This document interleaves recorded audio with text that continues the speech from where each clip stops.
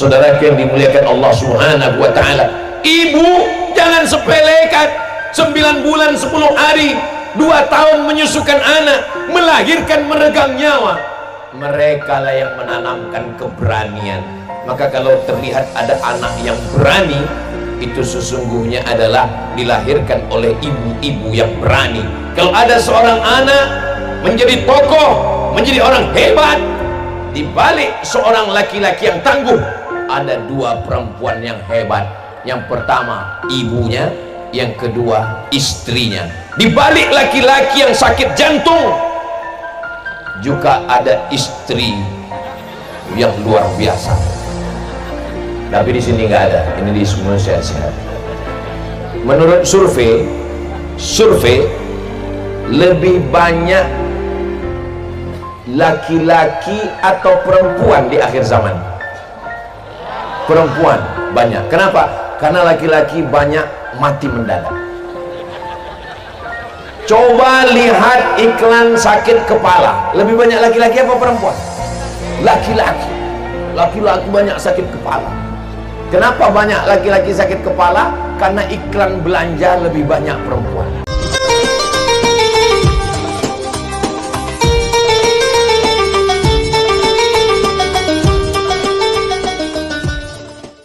Assalamualaikum warahmatullahi wabarakatuh.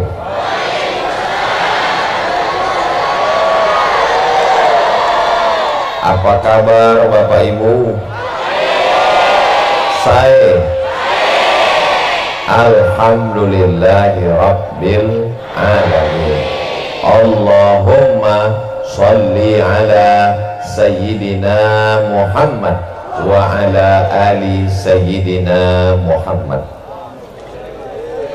Kullu amrin zibalin, semua amal yang baik, walam yubda' bi bismillah, kalau tidak dimulai dengan menyebut nama Allah, fahuwa aqta', maka amal itu putus, tidak bisa dibawa bekal menghadap Allah.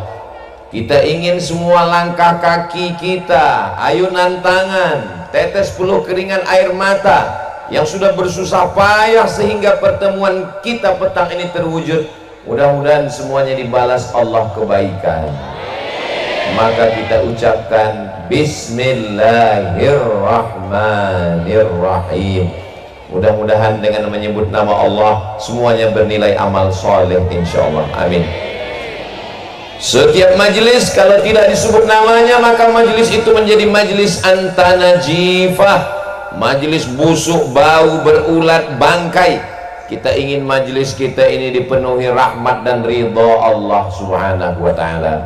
Maka kita sebut namanya, Allahumma sholli ala sayyidina Muhammad wa ala ali sayyidina Muhammad. Semoga kita mendapatkan syafaat Nabi Muhammad sallallahu alaihi wasallam.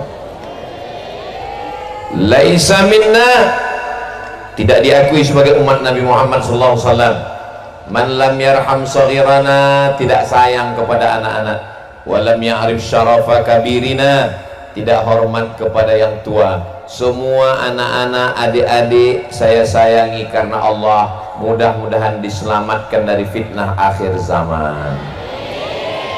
Para kiai, para alim, para ulama, pimpinan pondok pesantren yang tidak dapat saya sebutkan satu persatu, kakak kelas saya yang membawa saya ke Pulau Madura, Kiai Haji Dr. Ahmad Fauzi Tijani, yang tidak dapat saya sebutkan namanya, jabatannya, hadirin hadirat, muslimin muslimat, mukminin mukminat yang belum kawin dan belum sunat, semua yang hadir ini dimuliakan Allah Subhanahu wa ta'ala. Bil khusus keluarga besar Ibu Hajah Siti Ramlah, mudah-mudahan diberikan panjang umur, berkah rezeki, keluarga sakinah mawaddah warahmah. Beliau jauh di Saudi Arabia, ternyata masih sempat nonton ceramah Ustadz Somad melalui channel Ustadz Abdul Somad Official. Jangan lupa subscribe, like, share, and comment. Dan beliau membawa ke kampung halaman beliau di Durjan. Dan tadi Abuya Kiai memancing dengan pantun dari Bangkalan ke Prenduan. mampir sebentar ke desa Durjan. Itu perjalanan saya hari ini. Tadi Abuya Kiai mengatakan, Ustadz Somad katanya senyumnya manis. Orang Durjan pakai gamis. Kalau pakai gamis jangan olahraga. Kenapa Ustadz Somad senyumnya manis? Karena dikasih buah naga. Itu sekedar menyambut, membalas tradisi berpantun saja. Sebenarnya pantun itu untuk mencairkan suasana. Sebenarnya pantun itu untuk melihat suasana hati jamaah. Ternyata setelah dipancing dengan pantun, kelihatan semuanya senyumnya cerah merekah. Itu tanda jamaahnya tidak punya masalah. Dan kelihatannya jamaah nggak ada utang. Ustaz tahu dari mana? Senyumnya bisa lepas begitu. Orang kalau lagi ada masalah susah mau dipancing dengan pantun senyum. Senyum pun paling sedikit-dikit. Tapi tadi senyumnya Masya Allah, kelihatannya semuanya keluarga sakinah mawaddah warahmah, keturunannya insya Allah soleh dan solehah. Yang ada utang insya Allah dilunaskan Allah Subhanahu wa ta'ala. Oh banyak juga yang belum. Yang belum ada jodoh dipertemukan dengan jodoh yang baik. Oh banyak sekali. Tapi kelihatannya yang bilang amin sudah menikah semua. Maksudnya amin, anak-anaknya nanti mendapatkan jodoh yang baik-baik, yang soleh dan solehah, qurrata a'yun, sejuk dipandang mata insyaallah. Amin ya rabbal. Tema kita petang hari ini adalah sakera, keberanian menegakkan kebenaran, menumpas kemungkaran dan menebar kedamaian. Inilah yang akan disampaikan oleh Ustadz Abdul Somad. Doakan supaya saya diberikan taufik oleh Allah Subhanahu wa ta'ala. Amin ya rabbal alamin. Ada orang dengan gagah beraninya minum khamar, mabuk. Pas ditanya, kamu berani minum khamar? Saya nggak ada rasa takut. Ini berani juga. Namanya berani kesetanan. Allazi waswisu fi sudurin nas. Setan berbisik ke dalam hatinya, lalu kemudian dari hatinya masuk ke otaknya, dari otaknya masuk ke matanya, ke telinganya, sehingga tidak takut maaf berzina, tidak takut pakai narkoba, tidak takut main judi. Bukan keberanian ini yang kita maksudkan. Keberanian kita adalah keberanian karena Allah. Semuanya karena Allah. Semua amal kalau disebutkan nama Allah, karena Allah, walaupun kelihatannya kotor, najis, bau, tapi dia berubah menjadi ibadah. Betul? Loh kok betul? Contohnya WC, toilet, tempat setan, tempat najis, tapi ketika disebut nama Allah, Allahumma inni a'udzubika minal khubusi, jangan dibaca sekarang, bisa keluar. Allahumma inni a'udzubika minal khubusi wal khaba'is. Maka tempat yang kotor itu berubah menjadi nilai ibadah karena mengikuti sunnah Sayyidina wa maulana wa syafi'ina Muhammad sallallahu alaihi wasallam. Jadi keberanian yang pertama, keberaniannya karena apa? Keberaniannya karena Allah. Adapun keberanian karena melawan agama Allah, melawan syariat Allah, itu bukan keberanian. Sekarang begitu banyak orang yang berani melawan ulama, melawan sunnah Rasulullah, mengejek-ejek. Apakah itu disebut sebagai keberanian? Keberanian, tapi keberanian karena kesetanan. Mudah-mudahan kita semuanya dilindungi Allah dari godaan setan. Makanya kita disuruh membaca Allahu la ilaha illa huwal hayyul qayyum. Jadi kalau ada teman kita, sahabat kita, jiran kita, kawan kita ngajak mabuk, ngajak minum, ngajak judi, ngajak zina, katakan tidak. Kalau dia tetap ngajak, Allahu la ilaha illa huwal hayyul qayyum. Masalahnya kita bacakan ayat kursi, yang ngajak ini hafal Yasin. karena sudah menjadi tradisi. Bukan itu yang dimaksud. Adapun keberanian dalam Islam adalah keberanian siapa? Keberanian seorang yang ketika dia sudah sampai pada puncaknya, keberanian untuk meninggalkan ayahnya. Ayah kandung sudah tua, sakit-sakitan, berani dia tinggalkan. Harta emasnya berani dia wakafkan. Dan kemudian ketika dia sampai ke dalam gua gelap tengah malam, bisa jadi ada singa yang tidur di dalam, bisa jadi ada ular, tapi kemudian dialah yang masuk ke dalam. Laki-laki itu adalah Sayyidina Abu Bakrin Siddiq. Makanya ketika sholat tarawih, Bilal mengatakan, Al-Khalifatul Awwal Sayyiduna Abu Bakrin Siddiq radhiyallahu anhu. Allah meridhoinya. Kenapa Allah meridhoinya? 3 keberaniannya. Berani meninggalkan ayah, berani meninggalkan keluarga, berani memberikan hartanya untuk agama Allah. Mudah-mudahan generasi kita juga termasuk generasi yang berani, insya Allah. Amin. Belum pernah lagi Ustadz Somad begitu dipanggil protokol. Berikut ini mari kita dengarkan tausiah yang akan disampaikan oleh Ustadz Abdul Somad. Lalu jamaahnya menjawab radhiyallahu anhu. Kenapa? Karena sahabat Nabi itu memang Allah yang menyebut mereka radhiyallahu anhu. As-sabiqunal awwaluna minal muhajirin wal ansar. Mereka yang dulu masuk Islam dari kalangan muhajirin dan ansar. Walladzina tabauhum bi ihsan. Mereka yang mengiringi, mengikuti dengan ihsan.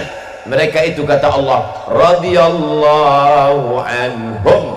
Mereka diridhai Allah wa radu'an, dan mereka pun ridha kepada Allah. Sedangkan kita belum diridhai Allah, tapi kita berharap mudah-mudahan dengan acara kita petang ini kita termasuk yang diridhai Allah Subhanahu wa ta'ala. Amin ya rabbal alamin. Kamu kenapa belum menuntut ilmu ke pondok? Saya nggak berani ninggalkan ayah saya, ninggalkan ibu saya. Tidak punya keberanian. Kamu belum masuk pondok pesantren? Belum. Kenapa? Karena belum berani meninggalkan ibu. Ibunya juga belum berani berpisah dengan anak. Bukan keberanian seperti ini. Alhamdulillah, pondok pesantren banyak sekali di Pulau Madura, 4 kabupaten. Kalau dibandingkan dengan Sumatera, apalagi di Riau, jauh. Ini menunjukkan dengan banyaknya pondok pesantren berarti orang-orang berani mewakafkan tanah, berani berpisah dengan anak, berani untuk menuntut ilmu. Mudah-mudahan Allah menjaga pulau ini tetap terjaga, terpelihara. Baldatun thayyibatun wa rabbun ghafur. Saya berani mewakafkan tanah saya, Ustaz. Nanti itu ada tanah saya wakafkan. Tanah siapa? Enggak tahu.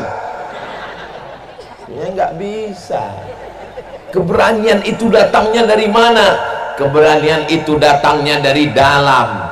Memberikan harta itu adalah keberanian yang luar biasa. Saya berani mati, Ustaz. Banyak sekarang orang menyebut dirinya pasukan berani mati, tapi masih koma. Ujungnya berani mati, takut lapar. Mati berani, lapar takut.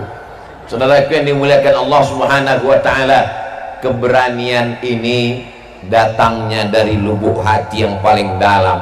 Orang takut kepada kematian, kenapa? Karena meninggalkan kehidupan, rumah, kebun, suami, istri, anak yang sekarang nyata, yang sekarang kelihatan, yang sekarang bisa dipegang, nyata. Rumah nyata, kebun nyata, suami nyata, istri nyata.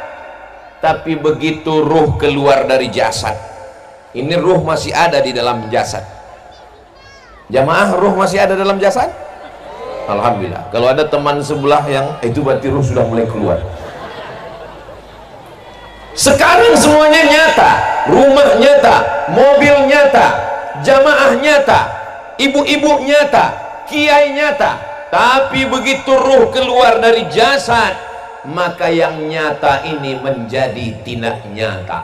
Sekarang kalau ada yang nantang-nantang, saya nggak percaya tuh sama ustadz, mana malaikat, mana Tuhan, mana surga, mana neraka.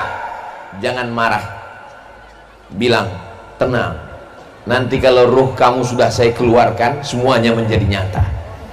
Yang sekarang nyata menjadi tidak nyata hanya dalam hitungan nafas. Innama amruhu idza arada syai'an ayyaqula lahu kun fayakun. Kita semua akan mati menghadap Allah, lalu kemudian apa yang ditakutkan?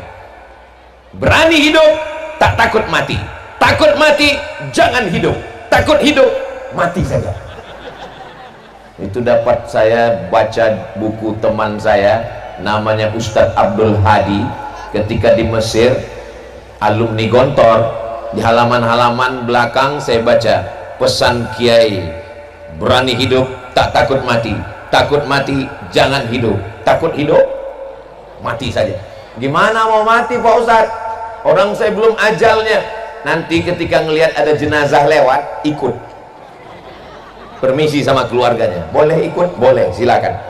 Saudaraku yang dimuliakan Allah Subhanahu wa ta'ala, keberanian Sayyidina Abu Bakar Siddiq untuk memeluk agama Islam, padahal ayahnya Abu Quhafah benci, meninggalkan ayah dan keluarga, hartanya untuk Islam. Inilah yang disebut dengan keberanian.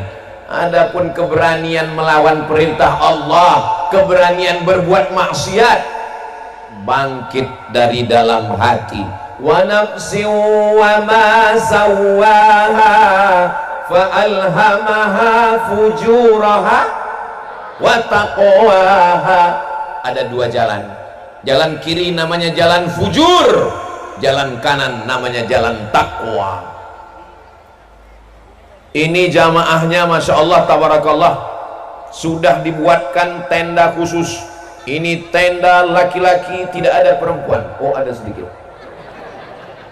Saudara yang dimuliakan Allah Subhanahu wa ta'ala, Ustaz Somad ketika nyebut fujur ke kiri, nyebut takwa ke kanan, jangan tersinggung. Ya tapi nunjuknya jangan kemana. Oke, nunjuknya ke langit. Fujur, takwa. Jadi kita ini tinggal memilih saja apa yang mau kita pilih.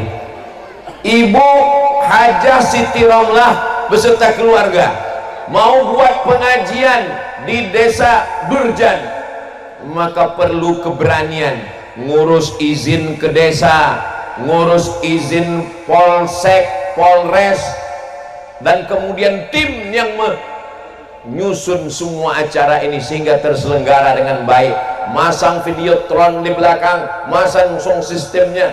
Suara saya jelas sampai ke belakang Bapak Ibu? Alhamdulillah, suara jelas Ustadz, wajah Ustadz yang nggak jelas. Saudara yang dimuliakan Allah Subhanahu wa ta'ala.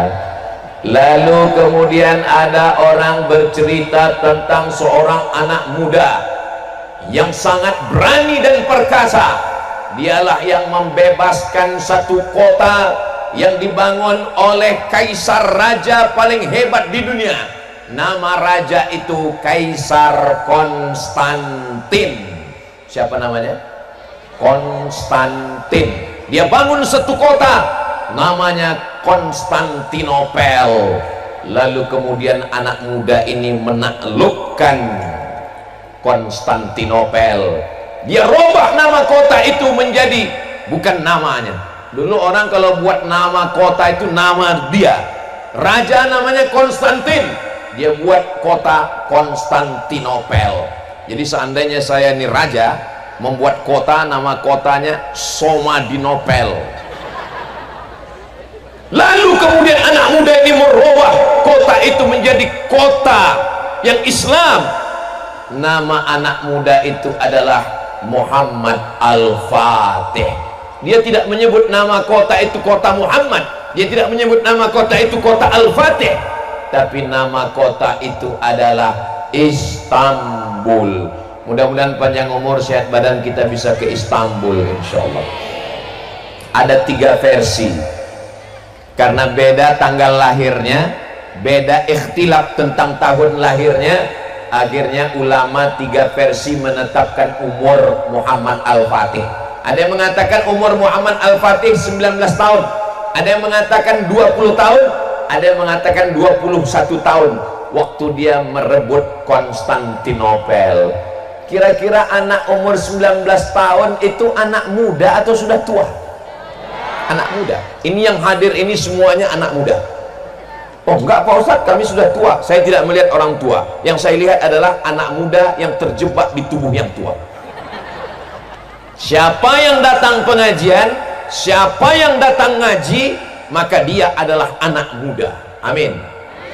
Siapa yang duduk di rumah selonjoran, nggak mau ngaji, nggak mau ke pondok, maka dia adalah panti jompo walaupun masih muda.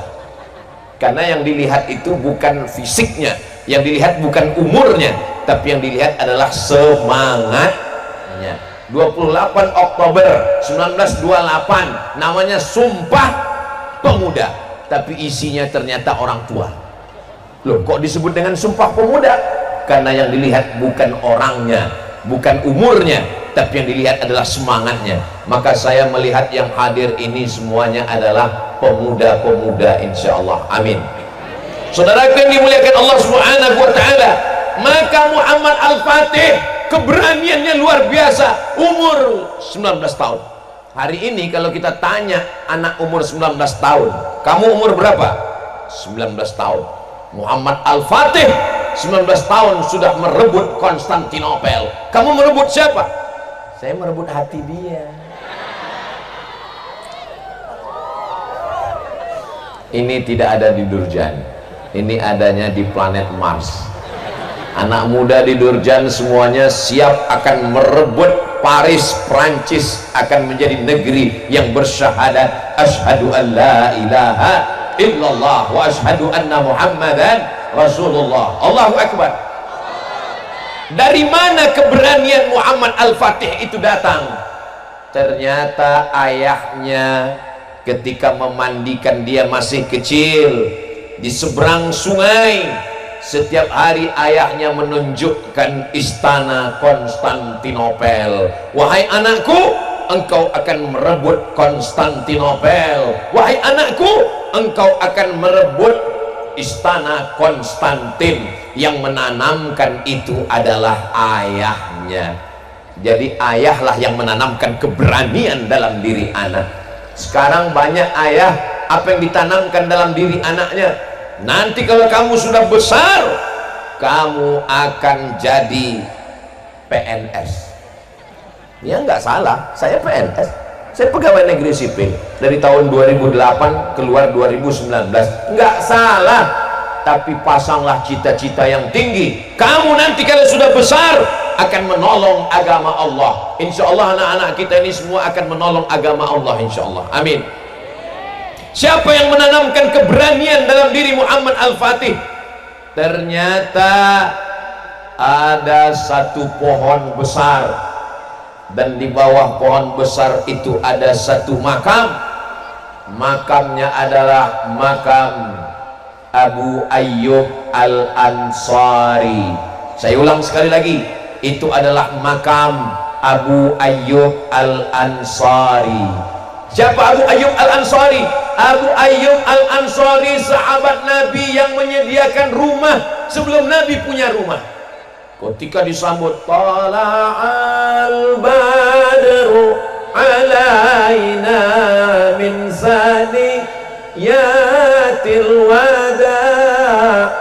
Waktu itu Nabi Muhammad SAW belum punya rumah, maka Abu Ayyub Al-Ansari lah yang memberikan rumah, dan pernah Nabi serumah dengan Abu Ayyub Al-Ansari. Abu Ayyub Al-Ansari pernah mendengar hadis Nabi Muhammad SAW, la tafta'unnal Konstantiniyah, kalian akan merebut Konstantinopel, wala ni'mal amiru amiruha, pasukan terhebatnya, panglimanya, panglima paling hebat, dan pasukan tentaranya, wala ni'mal jaishu dzalikal jaish. Abu Ayyub Al-Ansari berumur 80 tahun. Umur 80 tahun Abu Ayyub Al-Ansari menuju Turki, dari Madinah ke Turki, dari Madinah ke Konstantinopel. Ustadz Somad dari Riau ke Durjan. Begitu sampai di Durjan, panitia nanya, gimana jalannya Pak Ustadz? Saya bilang, saya tidak merasakan apa-apa. Kenapa? Karena saya tidur. Tanya sama Kiai. Mereka dulu dari Madinah menuju Konstantinopel umur 80 tahun, dan ternyata takdir belum berkata menang. Abu Ayyub Al-Ansari radhiyallahu anhu belum merebut Konstantinopel, tapi justru kapan? 700 tahun setelah itu ada anak muda yang berziarah ke makamnya, dan anak muda itu bernama Muhammad Al-Fatih. Siapa yang membawa ziarah? Yang membawa ziarah adalah Aga Syamsuddin. Aga Syamsuddin adalah guru dari Muhammad Al-Fatih. Jadi yang menanamkan keberanian itu adalah ayah. Yang kedua yang menanamkan keberanian adalah ayah yang kedua. Ayah yang kedua adalah kiai. Ayah yang kedua adalah lora. Ayah yang kedua adalah guru. Ayah yang kedua adalah ustaz yang menanamkan keberanian di pondok-pondok pesantren. Ini sekarang banyak orang tidak lagi mau mendaftarkan anaknya ke pesantren karena isu-isu yang disebarkan di internet. Jangan gara-gara nila setitik rusak susu. Dulu pepatahnya begitu, jangan gara-gara nila setitik rusak susu sebelanga. Sekarang sudah berubah, jangan gara-gara nila setitik rusak susu satu kotak. Itu isu bohong, tapi pengaruh efeknya dunia internet luar biasa. Mereka mau menjauhkan anak-anak muda dari kiai, karena kiai mengajarkan jihad, karena kiai mengajarkan kemenangan melawan musuh-musuh Allah. Negeri ini Negara Kesatuan Republik Indonesia. 10 November Hari Pahlawan. Orang taunya 10 November Hari Pahlawan. TNI mengusir Belanda, mengusir Jepang, mengusir PKI. Tapi orang lupa, TNI itu manusia, punya hati dan rasa, punya nyawa dan jiwa, punya pikiran, punya rasa takut. Kenapa TNI itu bisa berani? TNI bersama rakyat berani karena keluar fatwa dari ulama, resolusi jihad tanggal 22 Oktober, Hari Pahlawan 10 November, resolusi jihad 22 Oktober. Jadi membangkitkan, membakar semangat keberanian itu berapa hari? Hanya 18 hari. Dari 22 November, 22 Oktober ke 10 November, 18 hari disebarkan fatwa jihad. Siapa yang mati membunuh Belanda masuk surga. Siapa yang mati dibunuh Belanda masuk surga, mati syahid. Akhirnya bergeraklah umat. Akhirnya mereka semuanya menyerang pos-pos Belanda. Mereka bertakbir, serang Belanda, jihad melawan Belanda, bunuh Belanda, takbir, Allahu Akbar. Akhirnya Belanda lari potang-panting pulang ke Amsterdam, tinggal terong Belanda. Itulah yang sekarang diminum anak-anak muda kita, serang Belanda. Saudara yang dimuliakan Allah Subhanahu wa ta'ala, apa yang diteriakkan Bung Tomo di Surabaya? Allahu Akbar. Apa yang diteriakkan Panglima Besar Jenderal Sudirman? Allahu Akbar. Di Pulau Sumatera, apa yang diteriakkan oleh Tengku Umar di Aceh? Allahu Akbar. Sampai ke Pulau Madura, sampai ke Kalimantan, sampai ke Sulawesi, semua teriakannya sama, Allahu Akbar. Itulah sumber keberanian kita. Ada orang naik pesawat, yang satu baca doa, Allahu Akbar, Allahu Akbar, Allahu Akbar, subhanalladzi sakhkhara lana hadza wa ma kunna lahu muqrinin wa inna ila rabbina lamunqalibun, Allahumma antas sahibu fis safar wal khalifatu fil ahl. Dia baca doa safar. Yang satu mengatakan, alah saya nggak percaya sama doa. Apa itu sebut baca doa? Kalau memang pesawatnya jatuh, ya jatuh, tenang aja. Tapi begitu pesawat sudah sampai di atas, terjadi turbulensi, masuk ke dalam awan yang hampa udara. Tiba-tiba pesawatnya jatuh beberapa ratus meter. Yang sudah baca doa tenang, yang belum baca doa kaget. Dan ketika pesawat mulai jatuh, apa kata dia? Oh my God, oh my God, oh Tuhanku. Katanya tadi nggak ada Tuhan. Sebenarnya dalam lubuk hati yang paling dalam, dia malu-malu mengatakan ada Allah. Jadi keberanian itu bangkitnya dari Allahu Akbar. Tapi yang menanamkannya siapa? Yang menanamkannya ayah, maka ayah tanamkan keberanian. Yang menanamkannya siapa? Aga Syamsuddin, dua yang menanamkan. Jadilah ayah yang menanamkan keberanian kepada anak, dan jadilah ibu. Bagaimana Pak Ustadz? Oh, ibu perannya luar biasa. Kalau ayah hanya sekedar mengganti pampers sekali-sekali, kalau ayah hanya sekedar menanamkan, tapi ibu menanamkan keberanian dalam janin. Berapa lama? 9 bulan 10 hari. Di Durjan mengandung masih 9 bulan 10 hari. Alhamdulillah. Di tempat lain sudah 4 bulan. Karena katanya efisiensi. Saudara yang dimuliakan Allah Subhanahu wa Ta'ala, ibu jangan sepelekan 9 bulan 10 hari, 2 tahun menyusukan anak, melahirkan, meregang nyawa. Mereka lah yang menanamkan keberanian. Maka kalau terlihat ada anak yang berani, itu sesungguhnya adalah dilahirkan oleh ibu-ibu yang berani. Kalau ada seorang anak menjadi tokoh, menjadi orang hebat, di balik seorang laki-laki yang tangguh, ada 2 perempuan yang hebat. Yang pertama ibunya, yang kedua istrinya. Di balik laki-laki yang sakit jantung, juga ada istri yang luar biasa. Tapi di sini nggak ada, ini di semua sehat-sehat. Menurut survei lebih banyak laki-laki atau perempuan di akhir zaman? Perempuan banyak. Kenapa? Karena laki-laki banyak mati mendadak. Coba lihat iklan sakit kepala, lebih banyak laki-laki apa perempuan? Laki-laki. Laki-laki banyak sakit kepala. Kenapa banyak laki-laki sakit kepala? Karena iklan belanja lebih banyak perempuan. Ini tidak terjadi di Durjan. Di Durjan ini ibu-ibunya, kakak-kakaknya solihah-solihah semua, insyaallah. Allahumma salli ala sayyidina Muhammad wa aslini zalimin bizalimin wa akhrijna min bainihim salimin wa ala alihi wa sahbihi ajma'in.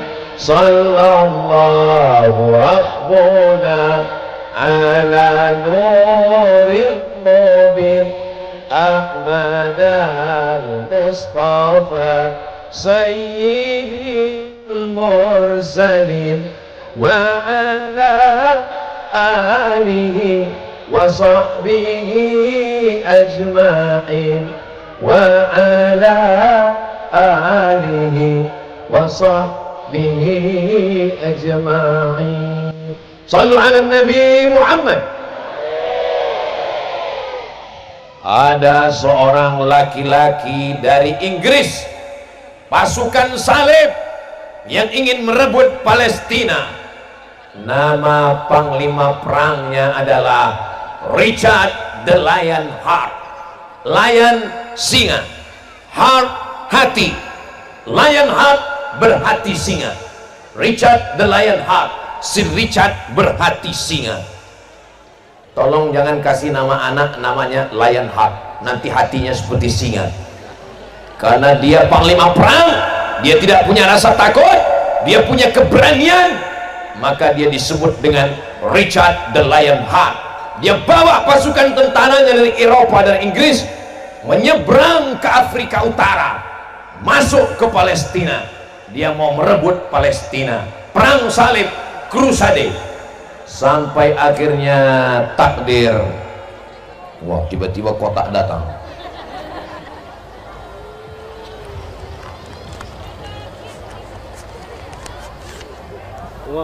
Masya Allah, sudah dipoto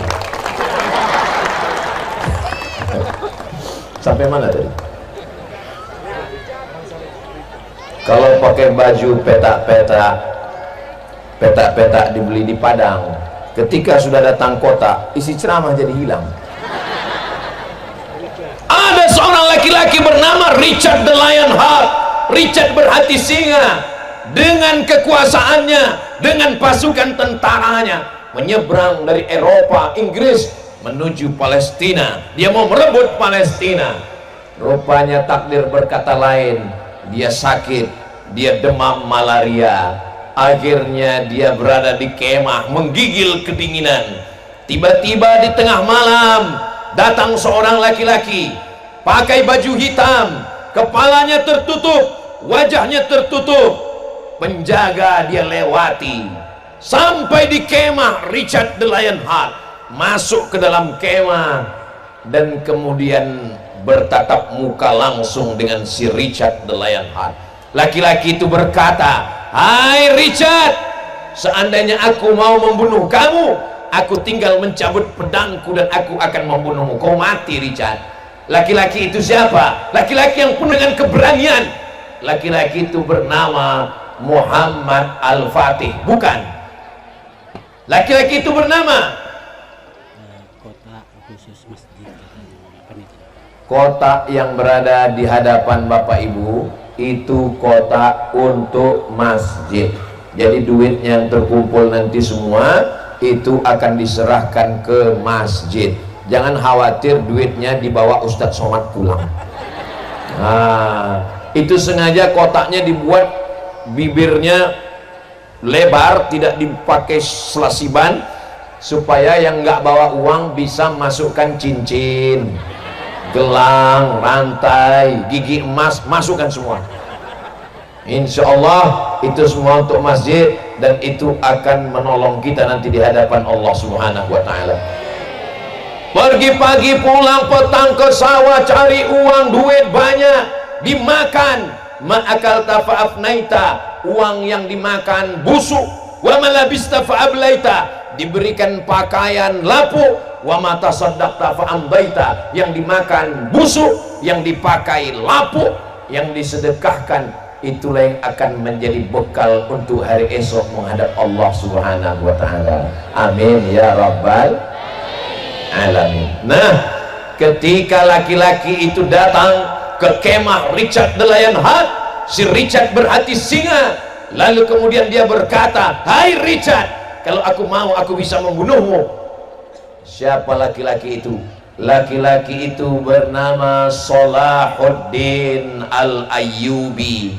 Salahuddin Al-Ayyubi. Orang barat tidak bisa menyebut Salahuddin Al-Ayyubi, mereka menyebutnya Sultan Saladin. Saladin artinya Salahuddin. Alaiddin, Aladin. Salahuddin, Saladin. Abdul Somad, Somaj. Aku adalah Salahuddin Al-Ayyubi. Aku datang bukan mau membunuhmu. Aku berani, aku jantan. Tapi kalau kita berperang, kalau berhadapan berdua, lalu untuk apa Salahuddin Al-Ayyubi masuk ke kemah? Dia mau datang memberikan obat karena melihat sebagai sesama manusia. Itu yang membuat Richard the Lionheart malu. Kenapa? Karena kalau Salahuddin Al-Ayyubi mau membunuhnya, dia sudah lama mati di dalam kemahnya itu. Dia pulang dengan rasa malu, dia pulang dengan tidak berdaya. Akhirnya yang menguasai Palestina siapa? Yang menguasai Palestina adalah umat Islam. Yang merebut Palestina itu adalah Salahuddin Al-Ayyubi, dan dia orang Kurdi.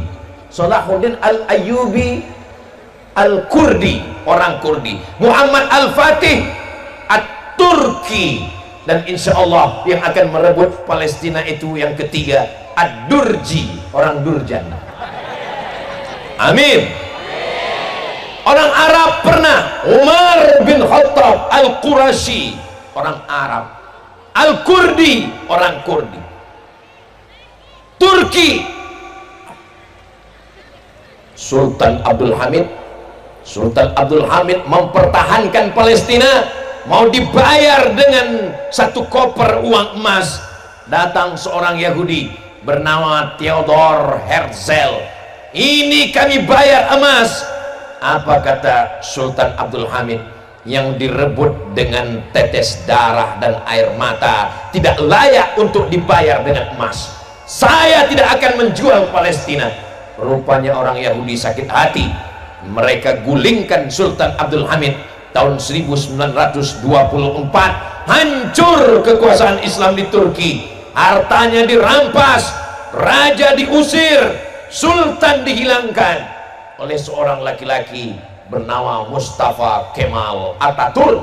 Lalu kemudian umat Islam lemah, tak berdaya, tak punya kekuasaan. Umat Islam menjadi negara-negara kecil. Dulu kalau ada umat Islam yang diganggu, ada seorang raja, seorang sultan yang berkuasa.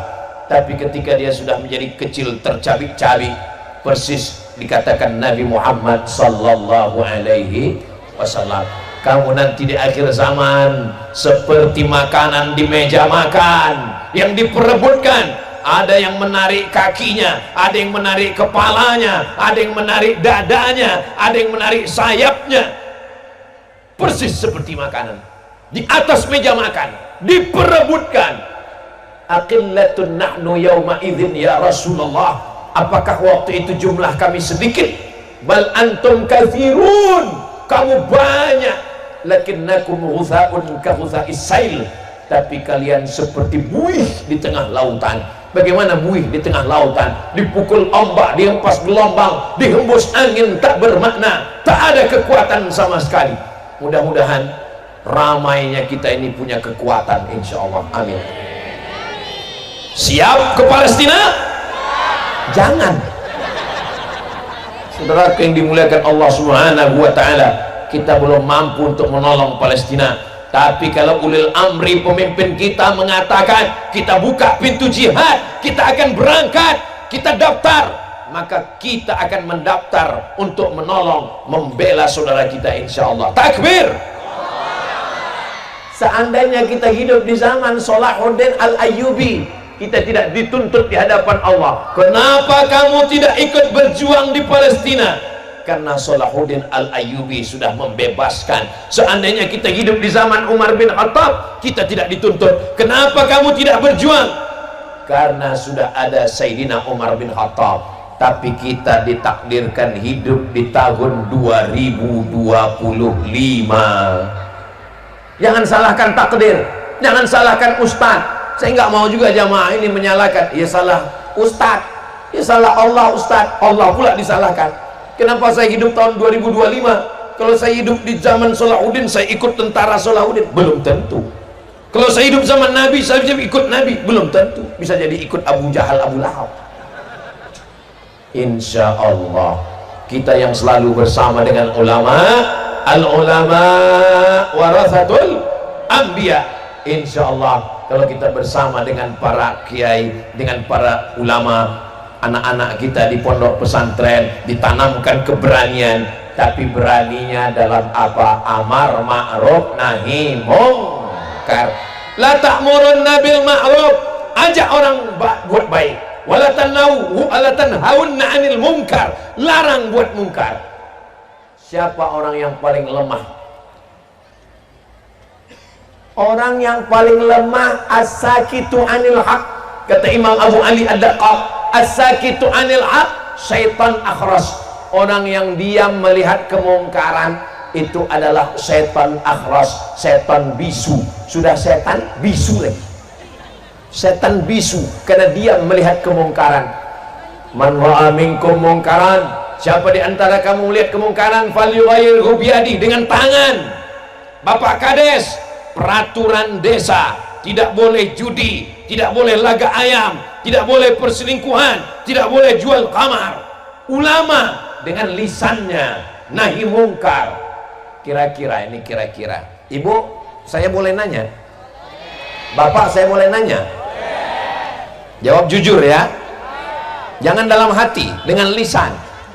Antara saya dengan Pak Nur Kholis, Nur cahaya, Kholis ikhlas. Nur Kholis cahaya yang ikhlas. Pak Nur Kholis polisi. Saya berdakwah dengan lisan, dengan sound system.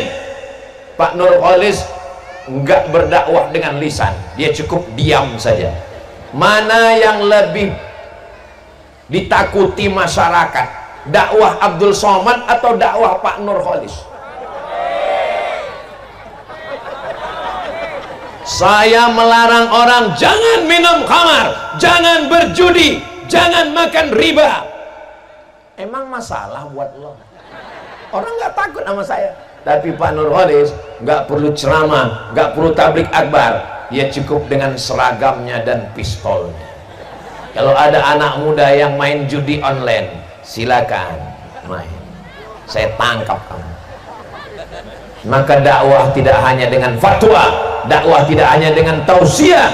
Apapun posisi kita, pakailah untuk menegakkan kebenaran, menumpas kebatilan, dan memberikan kedamaian. Itulah tausiah pada petang hari ini. Dan selama tausiah, rasanya inilah tausiah yang paling panjang, dari siang sampai ke malam.